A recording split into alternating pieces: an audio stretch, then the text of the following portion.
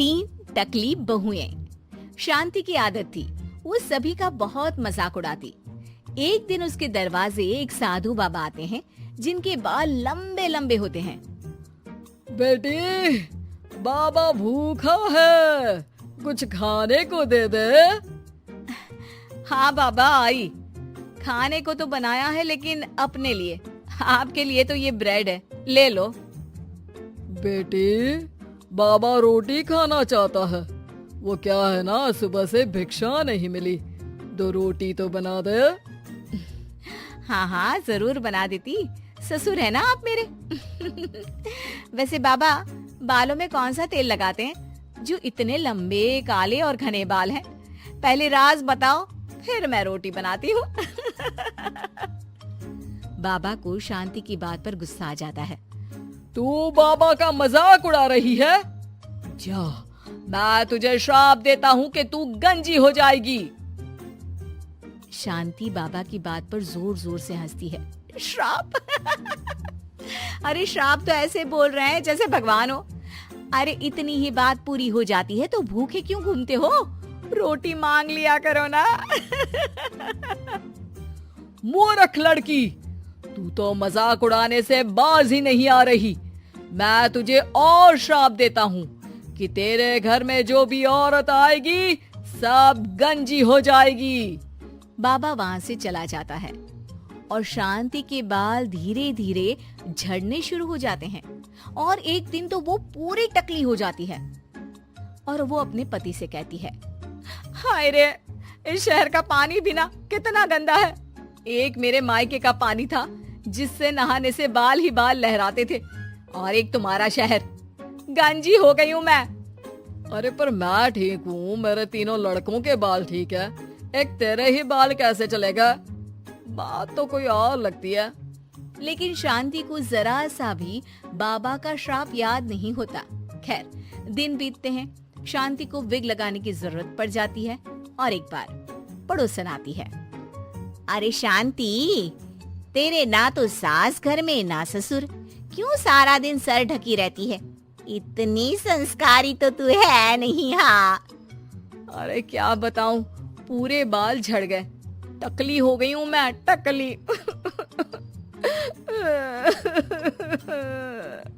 अरे अरे चुप कर शांति, कोई सुन लेगा। एक काम कर, वो डॉक्टर बाल है ना, उनके पास चली जा, वो तुझे आर्टिफिशियल हेयर लगा देंगे, फिर तो पहले से भी बहुत अच्छे बाल लहलाएंगे तेरे सर पर। शांति डॉक्टर के पास जाती है। डॉक्टर उसे हैरानी से देखता है। क्या हो गया डॉक्टर साहब, कभी टकली औरत नहीं देखी क्या? अरे देखी तो है, लेकिन इतनी टकली नहीं देखी। इतनी टकली से क्या मतलब है? टकली तो टकली होती है ना। अरे नहीं नहीं बहन, मैंने अपने 30 साल के करियर में ऐसी टकली नहीं देखी। अरे ठीक है, पहले मेरे सर में बाल उगाने का कितना लगेगा ये बताओ।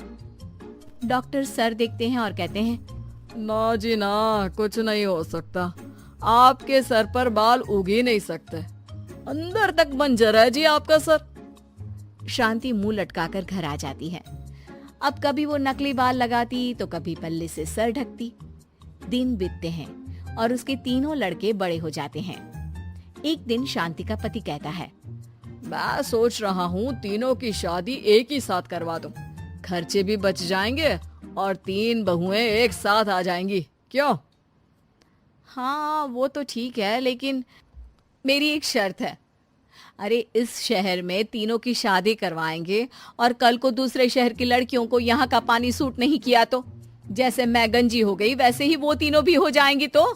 अरे तुम बेवजह डर रही हो, देखो मेरे और 3 बेटों के बाल बिल्कुल ठीक है, ये सब बातें छोड़ो अब। खैर, शांति की 3 बहुएं आ जाती हैं। शांति ने खास करके उन लोगों को उनके बालों को देखकर ही पसंद किया था। मैंने तो टकली होकर पूरी जिंदगी काट दी, लेकिन तुम 3 के बाल पूरे घर की शान होने चाहिए। किसी के भी बाल कम हुए तो वो मेरे घर में नहीं रहेगी। इस घर में प्यार और इज्जत के साथ रहना है तो अपने बालों का ख्याल रखना होगा।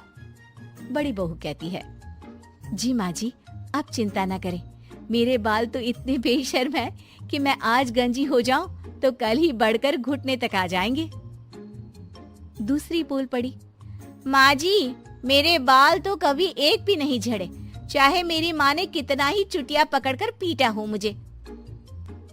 अरे माँ जी, मेरी तो दादी के बाल आज भी ऐसे हैं।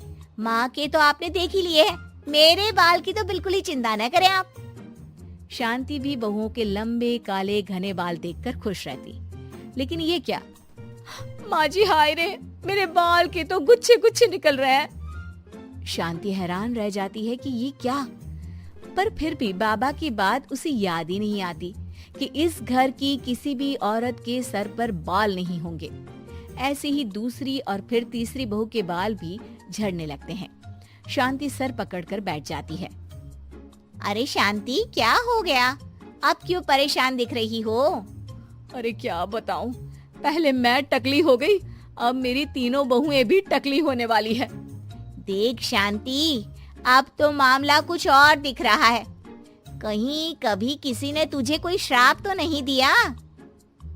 अब शांति का माथा ठनकता है और उसे वो बाबा याद आ जाते हैं। अरे हाँ हाँ, वो बाबा आए थे 20 साल पहले। फिर शांति उसे सारी बात बता देती है, लेकिन उसके 2 ही दिन में उसकी बाकी की तीनों बहुएं भी गंजी हो जाती हैं। हाय रे, पापा ने कहा शादी करवा दी, मैं तो गंजी हो गई। ये सब सासू माँ को मिले उस श्राप के कारण है। और कैसे हम लोगों को बोल रही थी, बाल नहीं तो घर पे रहने नहीं देंगी। अरे केस कर दो ऐसी औरत पर। तीनों टकली बहुएं शांति के पास जाती है और उसे भला बुरा कहती है। माफ कर दो, क्या करूं अब मैं? तभी वहाँ पड़ोसन आ जाती है। मुझे उस बाबा की कुटिया मिल गई है, कल सुबह तुम चारों तैयार रहना। अगली सुबह चारों पड़ोसन के साथ बाबा की कुटिया पर जाती है। ये टकली औरतें कहाँ मेरी कुटिया में घुसी आ रही हैं? बाबा जी, आप तो ज्ञानी, परम ज्ञानी हैं, फिर क्यों हम लोगों का मजाक उड़ा रहे हैं? ये शोभा नहीं देता आपको। तो क्या तुझे शोभा देता था जो आज से 20 साल पहले तूने मेरा मजाक उड़ाया था? पापा मुझे माफ कर दो, मैंने तो जैसे तैसे जिंदगी काट ली, लेकिन इन बच्चियों का क्या कसूर है? मेरी सजा इन्हें ना दे।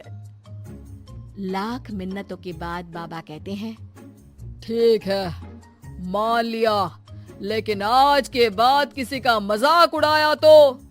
नहीं नहीं बाबा जी, मैं तो किसी का मजाक नहीं उड़ाती हूँ, मेरे तो संस्कार ही ऐसे नहीं है। हाँ बाबा जी, किसी ज्ञानी बाबा का मजाक उड़ाना तो बहुत बड़ा पाप है। तीसरी भी बाबा से माफी मांगने लगती है। बाबा, मैंने अपनी पूरी जिंदगी ऐसे ही निकाल दी है, प्लीज अब मेरे बाल भी मुझे